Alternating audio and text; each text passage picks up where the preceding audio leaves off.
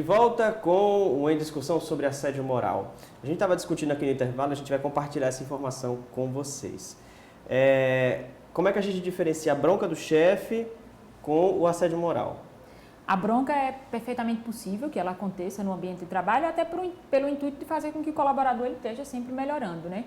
Ela se transforma num assédio quando ela desabona o indivíduo. Então, o tom de voz, né, o local onde é feita essa orientação, se tem outras pessoas que estão ouvindo aquela situação e estão colocando o trabalhador numa situação de constrangimento, né? Se vem com uma palavra de baixo calão, com um apelido que às vezes o colaborador não gosta, né? Então, às vezes vem até mascarado de uma coisa bacana, uma piada, um sorriso, mas vem com um apelido que é constrangedor, que o colaborador não gosta. Então, isso vai começando a caracterizar com assédio moral. E aí a gente entra também nas ameaças, né? Diz assim, olha, não estou querendo lhe ameaçar, mas eu acho que o seu emprego é importante para você, né? É porque, na verdade, uma bronca eu levo como uma construção de um profissional. Porque o chefe, tudo bem, às vezes ele erra, falar sem querer, falar alto, mas ele está construindo um profissional de caráter, de respeito. Então essa que é a bronca, E entendeu? o chefe pode pedir desculpas também se passar da linha.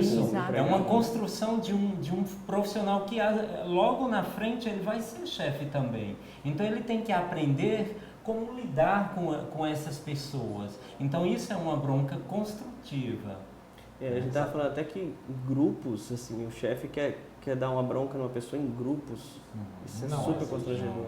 E isso se soma também hoje em dia a virtualização, que é a parte do WhatsApp, né? Que eu tenho inclusive, já tive relatos e casos, que o chefe dá aquele famoso esporro pelo WhatsApp. Num grupo de trabalho. Para grupos de e-mails também. Isso, inclusive, fora do horário de trabalho daquela pessoa. Exatamente. A cobrança exorbitante, né, de resultados. Fora do dia e do horário de trabalho, são bem característicos. Só para mudando um pouco, eu sou profissional também na área do idoso, né? Eu trabalho com idoso, eu trabalho no condomínio que só mora idosos. Eu hoje faço também pós em gerontologia e mestrado em gerontologia. E atendo idosos. Então, emprego, né, esse assunto assédio moral e idoso. Uma questão que a gente ainda não percebeu. A partir do momento que o empresário contrata o idoso para pagar conta, o idoso quer trabalhar, que ele não quer ficar em casa, senão fica com depressão. Então vamos contratar ele para ficar pagando conta. Por quê? Porque o idoso não tem prioridade? Olha só, o coitado está lá trabalhando, mas sem querer, isso é um assédio moral.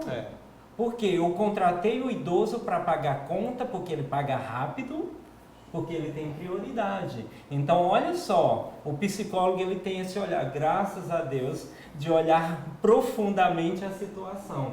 Então, a partir do momento que a empresa tem idosos pagando conta, não é porque ele está ajudando o idoso a dar um emprego. Ele está querendo se aproveitar da situação. Exatamente. Então, isso é um assédio embutido. Vamos mostrar aqui algumas coisas que estão ocorrendo na internet sobre assédio moral. A gente vai destacar algumas para vocês. Tem a pesquisa feita pelo vagas.com, mostrando que o assédio moral e sexual no ambiente de trabalho é mais comum do que se pensa. E, em sua maioria, 84%, são praticados pelos chefes diretos das vítimas ou por alguém que tem um cargo mais alto dentro da hierarquia das empresas.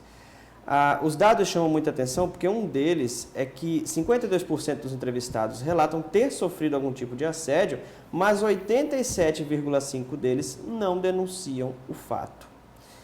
Aí é que a gente fala, né? É criar a coragem de fazer a denúncia. Inclusive, essa denúncia ela pode ser feita depois que você sai do trabalho? Não necessariamente. Olha só, sobre esse ponto, nós temos até uma trajetória histórica que aconteceu na Constituição, quando foi criada a nossa Carta Social.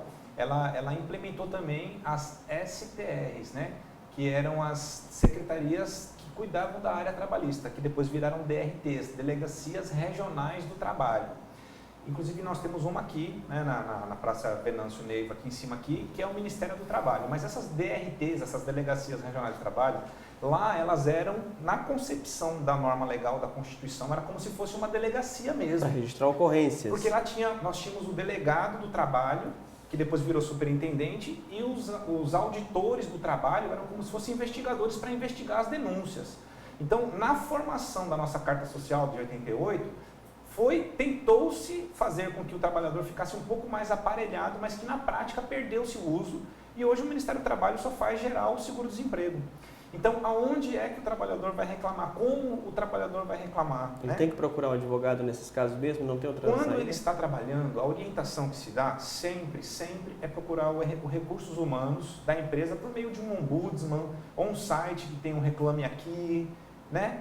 Contate a empresa, tente administrativamente mostrar que esse fato está acontecendo, principalmente em instituições maiores, em que de repente... Isso me parece um pouco até perigoso, porque você vai expor o problema dentro da empresa para um setor que está ligado diretamente à chefia, não? Sim, mas a visão é o seguinte, o trabalhador ele tem que manter o emprego dele, né? Então, imagina que ele está sofrendo uma situação que ele não concorda, e ele tem que tentar manter a sustentabilidade dele. Então, a orientação jurídica que se dá ao trabalhador que está ativo é que ele tente os meios, os canais, que seja ouvido pelos canais internos da empresa. Porque muitas vezes uma corporação grande tem, vamos por assim supor, 10 setores, tá? E ele é do setor operacional que não tem contato com o RH, o setor operacional dele. E ele faz uma reclamação num setor que o RH toma conhecimento e tenta apaziguar de uma forma que às vezes essa reclamação não se torna pública, né? Exatamente. Então o primeiro canal é esse. O recursos humanos já tem essa... E em casos de maior agressividade, continua se orientando a reclamação no sindicato. E caso não se resolva, aí é o judiciário quem tem que apaziguar essa relação. Aí a organização precisa oferecer para o setor de recursos humanos autonomia para atuar nessas situações. A gente sabe que, do ponto de vista prático, isso muitas vezes não acontece, né? Mas o que a gente precisa caminhar é para que o setor de recursos humanos tenha autonomia para enxergar, né? Saia daquelas funções burocráticas de emissão, admissão, carteira de trabalho, etc., né? E comece a andar pela organização, a conversar com as pessoas para perceber se, de fato, ali existe um clima, né, e uma cultura favorável ao desenvolvimento das pessoas e ao desenvolvimento de um bom trabalho, né? Eu tenho um amigo, um grande amigo, que ele trabalhava numa empresa, ele veio para cá de férias, aí a gente foi em Pipa, né? E em Pipa ele descobriu por telefone que ele foi demitido. Por telefone? Isso, por telefone. Então teve que trocar voo, teve que ir embora. E quem fez todo esse processo de demissão? Um funcionário subordinado a ele. Então, assim, o funcionário fez todo esse trabalho para ele ser demitido para ganhar uma promoção. Então, esse é o assédio moral de baixo para cima. A gente pesquisou na internet, inclusive, tem casos que a gente considera até bizarros de assédio moral, né? Onde que pode ser extremo. A gente tem, por exemplo, uma auxiliar administrativa que foi durante 2 anos diariamente humilhada por uma de suas superiores, que se chamava xingamentos, jumenta, retardada, incompetente, burra, e ofendia com expressões chulas. A empresa foi condenada em R$20 mil por danos morais, que às vezes esses danos, o dinheiro é bom, mas não paga. O psicológico fica irreparável, eternamente. né? A gente tem também na área de vendas, uma empresa da área de vendas que foi condenada a indenizar em 30 mil, um vendedor vítima de ofensas homofóbicas de um gerente que o tratava de forma grosseira e dizia aos colegas que ele tinha voz de gay e que à noite ele se chamava Alice no País das Maravilhas. E além disso, chamava ele de lerdo, incompetente, moleque sem dignidade. E aí ele teve depressão.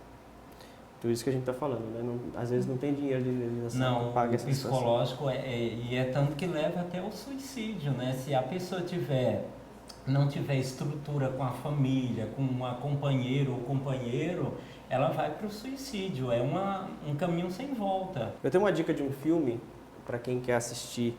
2 filmes, na realidade. O primeiro é A Grande Virada, do John Wells, que mostra um executivo de sucesso que perde, de repente, o emprego dele por causa da crise econômica. Ele não consegue manter o nível de vida dele e aí a coisa vai despencando. Então, para quem quer tentar entender as consequências de um assédio moral, pode ver esse filme.